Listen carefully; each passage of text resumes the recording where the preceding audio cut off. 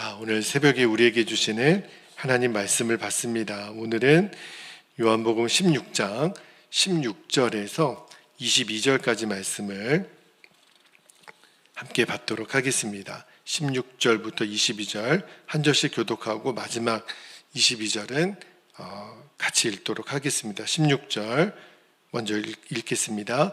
조금 있으면 너희가 나를 보지 못하겠고 또 조금 있으면 나를 보리라 하시니 제자 중에서 서로 말하되 우리에게 말씀하신 바 조금 있으면 나를 보지 못하겠고 또 조금 있으면 나를 보리라 하시며 또 내가 아버지께로 감이라 하신 것이 무슨 말씀이냐 하고 18절 또 말하되 조금 있으면이라 하신 말씀이 무슨 말씀이냐 무엇을 말씀하시는지 알지 못하노라 하거늘 예수께서 그 묻고자 함을 아시고 이르시되 내 말이 조금 있으면 나를 보지 못하겠고 또 조금 있으면 나를 보리라 하므로 서로 문의하느냐 20절 내가 진실로 너희에게 이르노니 너희는 곡하고 애통하겠으나 세상은 기뻐하리라 너희는 근심하겠으나 너희 근심이 도리어 기쁨이 되리라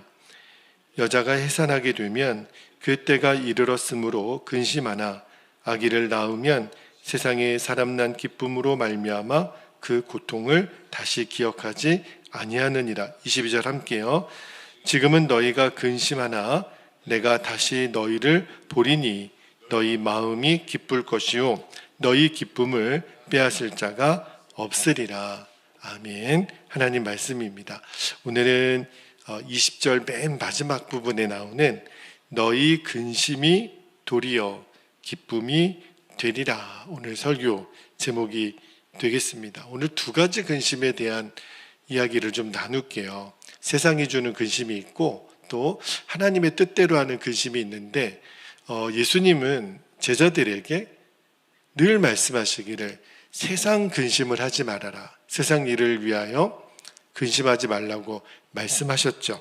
마태복음 6장 31절에 보면 이렇게 말씀하셨어요. 그러므로 염려하여 이르기를 무엇을 먹을까, 무엇을 마실까, 무엇을 입을까 하지 말라. 염려하지 말라는 거죠.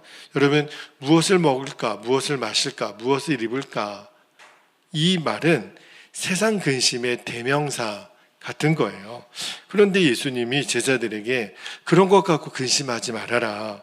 왜냐하면 그 이유를 그 다음 마태복음 6장 32절에 이렇게 말씀하세요. 너희 하늘아버지께서 이 모든 것이 너희에게 있어야 할 줄을 아시느니라. 그러니까 우리들의 모든 필요를 아시는 하나님 아버지가 계시니까 너희는 근심하지 마. 근심하지 않아도 돼. 왜? 하나님이 필요를 채워주실 거니까. 그러므로 여러분 사람들이 근심하는 이유는 너무너무 분명하죠. 왜 근심하는 거죠? 하나님을 믿지 않기 때문에 그래요. 내 인생이 내 것이라고 생각하니까. 그죠? 그러니까 많은 사람들은요, 근심 없이 살아가는 것은 불가능하다고 생각합니다. 근심이 내 체질인 줄 알아요. 그런데 절대 그렇지 않습니다. 예수님이 이어지는 마태복음 6장 33절에서 그러면 근심을 어떻게 이기는지 방법에 대해서 말씀하시는데 33절에 보면 그런즉 너희는 먼저 그의 나라와 그의 의를 구하라. 그리하면 이 모든 것을 너희에게 더하시리라. 그러니까 저와 여러분이 이제 세상 근심하지 않고 살아가는 방법을 예수님 말씀하시기를 먼저 하나님의 나라와 의를 구하라는 거예요. 다시 말하면 이 세상을 위해서 살지 말아라. 그렇다면 여러분 하나님의 나라와 하나님의 의를 구하는 것이 뭘까요? 예수님 그분을 구하며 사는 거예요. 우리가 오늘부터 사순절 달려간다 그랬죠? 매일매일 무슨 묵상을 하는 거냐면 내가 예수님을 위해서 어떻게 살까? 예수님이 내 인생의 목적이 되시는 거예요. 날마다 예수님을 위해서 사니까 여러분 예수님을 구하는 자들은 예수님 때문에 근심합니다. 어떤 근심이냐면 세상 근심이 아니에요. 내가 말씀대로 살지 못한 것 때문에, 내가 예수님께 순종하지 못한 것 때문에, 내가 예수님 더 사랑하지 못한 것 때문에 하는 근심, 이게 바로 거룩한 근심이고 하나님의 뜻대로 하는 근심이라는 거예요. 똑같은 근심이 아니에요. 자, 고린도 후서 7장 10절 말씀에 보면 사도 바울이 이렇게 얘기합니다. 하나님의 뜻대로 하는 근심은 후회할 것이 없는 구원에 이르게 하는 회개를 이루는 것이요, 세상 근심은 사망을 이루는 것이니라. 아, 근심이 다르구나. 세상 근심이 있고 하나님 뜻대로 하는 근심이 있어요. 그런데 여러분, 예수님을 나의 인생의 목적으로 삼기 위하여 하는 근심, 하나님의 뜻대로 하는 근심은요, 놀랍게도 우리를 생명의 길로 인도하십니다. 그 이어지는 고린도 후서 7장 11절 말씀을 볼게요. 보라, 하나님의 뜻대로 하게 된 이 근심이 너희로 얼마나 간절하게 하며 얼마나 변증하게 하며 얼마나 분하게 하며 얼마나 두렵게 하며 얼마나 사모하게 하며 얼마나 열심 있게 하며 얼마나 벌하게 하였는가. 너희가 그 일에 대하여 일체 너희 자신의 깨끗함을 나타내었느니라. 한마디로 말하면 우리가 하나님의 기뻐하는 뜻대로 하는 근심은 우리를 생명의 길로 인도하신다는 거예요. 만일 우리가요, 세상 일로 근심한다면 우리의 마음이 세상을 향해 있다라는 증거거든요. 여러분, 세상 일로 근심하는 자는 세상이 목적인 사람, 그러니까 예수님이 목적이 아닌 거예요.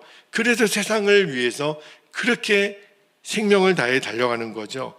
혹시 그래서 성공도 하고 부자도 되고 높은 지에 유명한 사람이 될 수 있다 하더라도 그 인생의 마지막이 심판이고 영원한 지옥이라면 무슨 의미가 있겠어요? 그렇죠? 그 근심이 무슨 의미가 있겠어요? 그런데 지금 나의 근심이 예수님을 위한 근심, 하나님 뜻대로 살지 못하고 예수님께 순종하지 못하고 예수님 더 사랑하지 못하는 것 때문에 하는 근심이라면 그 사람의 인생의 주인은 예수님이 분명하신 거죠. 이러한 근심이 있는 자들은 정말 복이 있는 사람이에요. 자, 이제 오늘 본문으로 좀 들어가 볼게요. 16절 말씀을 한번 보겠습니다. 16절에 보면 예수님이 이렇게 말씀하세요. 조금 있으면, 자, 밑줄 하시고, 너희가 나를 보지 못하게 했고 또 조금 있으면, 밑줄해 보세요, 나를 보리라. 여러분, 조금 있으면 너희가 나를 보지 못하게 했고, 이 말은 예수님이 이제 십자가를 지시고 죽으신다라는 의미예요. 그러면 또 조금 있으면은 무슨 말일까요? 예수님의 부활을 말하겠죠. 그리고 오순절에 강림할 성령을 의미하기도 합니다. 왜냐하면 성령은 예수님의 영이니까. 자, 20절 말씀도 한번 보세요. 20절에 보면 내가 진실로 진실로 너희에게 이르노니 너희는 곡하고 애통하겠으나 세상은 기뻐하리라. 너희는 근심하겠으나 너희 근심이 도리어 기쁨이 되리라. 오늘 설교 제목인데요. 여러분, 예수님의 십자가의 죽음 앞에 제자들은 예수님이 뭐라고 말씀하셨냐면 너희들이 곡하고 애통할 거야. 근데 그때 세상은 기뻐한다 그랬어요. 왜 그럴까요? 자신들이 그렇게 미워했던 예수님이 십자가에서 죽었으니까 세상은 기뻐하겠죠. 근데 이때 제자들은 예수님 때문에 곡하고 애통하고 근심할 거예요. 비록 제자들이 미숙해서 예수님을 정치적인 메시아로 제자들은 오해를 했잖아요. 그러나 그럼에도 불구하고 예수님의 제자들은 모든 것을 다 버리고 예수님 따랐잖아요. 예수님이 그들의 모든 것이었으니까 죽음의 두려움 앞에 예수님 버리고 도망은 갔지만, 그러나 제자들의 마음에는 여전히 예수님을 사랑했어요. 이것이 오늘 우리에게 필요한 거예요. 예수님 때문에 애통하고 곡하고 근심하는 것. 여러분, 예수님은 땅끝까지 이르러 내가 너희들과 함께 하겠다고 하셨잖아요. 그런데 우리는 늘 수시로 예수님을 동행하는 것을 외면해요. 그것을 우리가 곡해야 된다라는 거예요. 우리가 예수님 나의 주인이십니다 이렇게 고백하면서도 여전히 내가 내 인생의 주인 되어서 예수님 무시했던 것, 이것으로 인하여 애통하라는 거예요. 예수님의 제자들이 모든 것을 다 버리고 예수님 따랐잖아요. 왜냐하면 사랑했기 때문에. 왜 주님, 나는 제자들과 같이 예수님을 향한 그런 사랑이 없나요? 그것으로 인하여 근심할 수 있어야 된다는 거예요. 우리는요, 알죠. 우리는 예수님의 십자가 뒤에 부활이 있다라는 것을 알죠. 최후 승리가 있다라는 것을 알잖아요. 이 세상은 흔적도 없이 사라지겠지만 우리는 예수님이 우리에게 약속하신 영원한 천국이 있다라는 것을 여러분 믿으시지요? 그렇다면 제자들처럼 우리도 이 세상이 우리들의 인생의 목적이 되어서는 안 돼요. 예수님 그분만이 내 인생의 목적이 됩니다. 여러분, 우리가 예수님을 믿는다고 하면서도 이 제자들처럼 예수님 사랑하지도 않고 그로 인한 곡함과 애통함과 근심이 없다면 우리는 너무너무 중요한 것을 놓치게 될 거예요. 그게 바로 20절에 나오는 예수님이 주시는 기쁨입니다. 20절 맨 끝에 보면 너희 근심이 도리어 기쁨이 되리라. 이게 오늘 설교 제목이잖아요. 잘 보세요. 내가 예수님으로 인한 곡함과 애통함과 근심이 없다면 예수님이 주시는 기쁨도 누리지 못한다라는 거예요. 우리가 예수님 말씀대로 살지 못한 것에 대한 안타까움, 예수님 순종하지 못한 것에 대한 애통함, 예수님 더 사랑하지 못한 것에 대한 근심함이 있는 사람에게는 예수님이 주시는 기쁨이 있다라는 거예요. 21절도 한번 볼게요. 21절에 보면 여자가 해산하게 되면 그때가 이르렀으므로 근심하나 아기를 낳으면 세상에 사람 난 기쁨으로 말미암아 그 고통을 다시 기억하지 아니하느니라. 여러분, 예수님이 참 재미있는 비유를 하셨어요. 제자들이 근심하는데 그 근심으로 인하여 제자들이 누리게 될 기쁨, 하나님이 기뻐하는 근심 때문에 누리는 기쁨을요, 이 여인이 임신하여 해산하는 고통과 또 출산한 뒤에 기쁨으로 그렇게 비유를 하셨어요. 그러니까 남자들은 해산의 고통을 모르잖아요. 그러나 여인들은, 어머니들은 이 해산의 고통이 얼마나 두려운 고통인지를 알잖아요. 해산을 앞두고 있는 여인의 근심은 정말 보통 근심이 아닌 거예요. 이 말은요, 그만큼 예수님의 제자들은 예수님을 사랑했다라는 거예요. 여러분, 예수님을 진짜로 사랑하는 사람은 세상 것으로 근심하지 않습니다. 그렇죠? 오히려 예수님 때문에 건강한 의미로는 탄식을 하는 거죠. 로마서 7장에 보면 사도 바울이 그런 탄식을 해요. 오라, 나는 곤고한 자로다. 누가 이 사망의 몸에서 나를 구원해내랴. 그렇게 탄식했던 그 사도 바울의 고백은요, 세상 근심이 아니에요.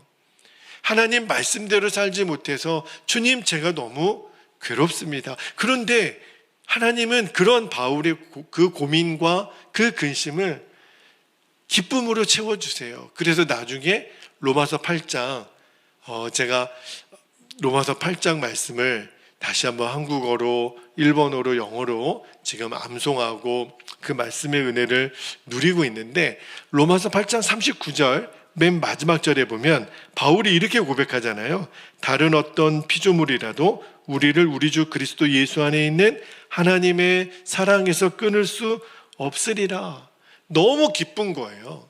예수님 때문에 탄식했던 사도 바울이 하나님이 주신 기쁨 때문에, 다시 말하면 여러분, 해산의 고통이 다가올수록 여인들은 얼마나 두려움이 큽니까? 그런데 아이를 낳고 나면 그 해산의 고통이 일순간에 사라지는 거예요. 왜요? 생명이 내 눈앞에 보여주는 기쁨이 그 해산의 고통을 다 없애버립니다.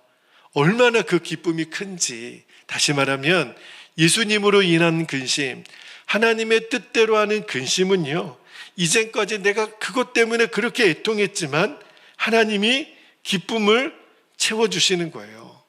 이것이 사도 바울이 누렸던 기쁨이고, 왜요? 예수님으로 인하여 탄식하고 예수님 때문에 근심했던 그 사람에게는 상상할 수 없는 기쁨을 주신다는 거예요. 그러니까 예수님의 제자들이 누렸던 기쁨이 바로 이 기쁨이에요. 오늘 우리가 구하고 싶은 기쁨, 세상 근심은 하면 안 돼요. 그러나 예수님 뜻대로 살지 못했던 것, 순종하지 못했던 것, 예수님 너무너무 사랑하기 때문에 내가 예수님을 어떻게 하면 기쁘게 해드릴 수 있을까? 이 거룩한 근심은 결국은 우리에게 기쁨으로 다시 찾아온다라는 거예요. 여러분 안에 이 기쁨이 있게 되기를 축복합니다. 내 영혼을 가득 채우는 기쁨, 이 기쁨이 세상을 다 얻은 기쁨이에요. 내가 비록 내 잔고에 통장에 돈이 없어도, 내 이름으로 된 집 하나 없고 차 하나 없어도, 내가 어떤 명함에 내세울 만한 명예가 없어도 예수님 때문에 근심할 수 있었던 이 사람에게만 주시는, 해산을 앞둔 여인에게 고통이 있었지만 생명을 얻게 되는 이 기쁨, 그 어떤 것도 바꿀 수 없는 기쁨을 주시는 거예요. 근데 이 기쁨의 특징이 또 하나 있어요. 22절 말씀에 보면 예수님 이렇게 말씀하십니다. 지금은 너희가 근심하나 내가 다시 너희를 보리니 너희 마음이 기쁠 것이요 너희 기쁨을 빼앗을 자가 없으리라. 예수님 뭐라고 말씀하시냐면 내가 너희들에게 주는 기쁨은 그 어떤 누구도 빼앗을 자가 없어. 왜요? 하나님이 주시는 기쁨이니까. 우리 하나님이 주시는 기쁨은 영원해요. 여러분, 세상이 주는 기쁨은요, 마치 저 망망대해에 물을 먹는 것과 똑같아요. 잠시 잠깐은 내 목마름을 해결할 수 있을 것 같지만 조금 있으면 더 타는 듯한 갈증이 오거든요. 세상이 주는 기쁨은 그렇게 순간적이라는 거예요. 그러나 예수님 그분이 내 안에 주시는 기쁨은 기쁘고 기쁘도다. 항상 기쁘도다. 나 주께 왔사오니. 여러분, 주님이 주시는 기쁨은 영원해요. 세상이 주는 기쁨하고 다릅니다. 여러분, 예수님이 주시는 기쁨을 구하십니까? 세상이 주는 기쁨을 구하고 계십니까? 지금 내가 구하는 기쁨의 근원이 뭐죠? 저는 이 자리에 있는 저와 여러분은 예수님이 주시는 기쁨을 구할 거라고 믿어요. 그렇다면 이제 더더욱 무엇을 먹을까, 무엇을 마실까, 무엇을 입을까, 이것 때문에 내가 근심하는 자가 되어서는 안 됩니다. 내가 예수님 더 사랑하고 싶어서, 예수님 말씀대로 순종하고 싶어서, 예수님 말씀대로 내가 따라가기 위해서 그렇게 거룩한 근심을 드릴 수 있다면 주님이 우리에게 하나님만이 주실 수 있는 기쁨으로 역사하실 거예요. 이제는 우리가 세상 근심을 다 내어버리기를 축복합니다. 근데 저는 오늘 말씀을 읽다가 22절 중간에 보면 내가 다시 너희를 보리니, 내가 다시 너희를 보리니, 이 부분에 큰 은혜가 되더라고요. 여러분, 제자들이 부활하신 예수님을 찾아간 것이 아니었어요. 부활하신 예수님이 제자들을 찾아왔습니다.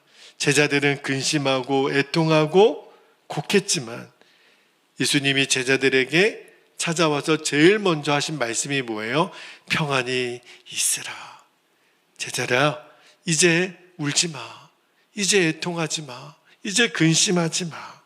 내가 너희들에게 왔잖아.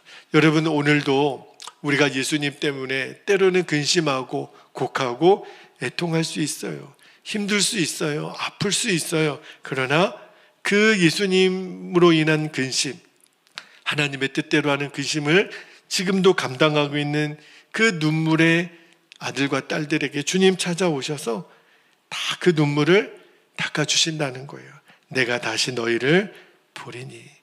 저는 오늘 이 새벽의 기도 안에 여러분 안에 정말 예수님이 주시는 이 기쁨으로 충만하시기를 주님의 이름으로 축복합니다. 이제 우리 함께 기도하겠습니다. 오늘도 두 가지 기도 제목을 붙잡고 우리가 기도하겠는데, 첫 번째는 나의 근심이 세상을 향한 근심이 아니라 하나님의 뜻대로 하는 근심이 되게 하옵소서. 근심이 다 똑같은 근심이 아니에요. 두 번째, 근심이 도리어 기쁨이 되게 하시는, 오늘 설교 제목이죠. 예수님이 주시는 진짜 기쁨을 누리며 살게 하옵소서. 이제 오늘 제의 수요일을 시작하여 우리가 사순절을 달려가요. 주님, 이 사순절 기간 동안에 매일매일 주님이 주시는 기쁨으로 충만하게 하옵소서. 그 기쁨이 진짜거든요. 그 기쁨을 누릴 줄 안다면 우리가 더 이상 세상에 연연하지 않고 살아가게 됩니다. 그 기쁨을 주여 오늘 저에게 주옵소서. 우리 두 가지 기도 제목을 붙잡고 주님의 이름을 간절히 부르신 후에 통성으로 기도하겠습니다. 주여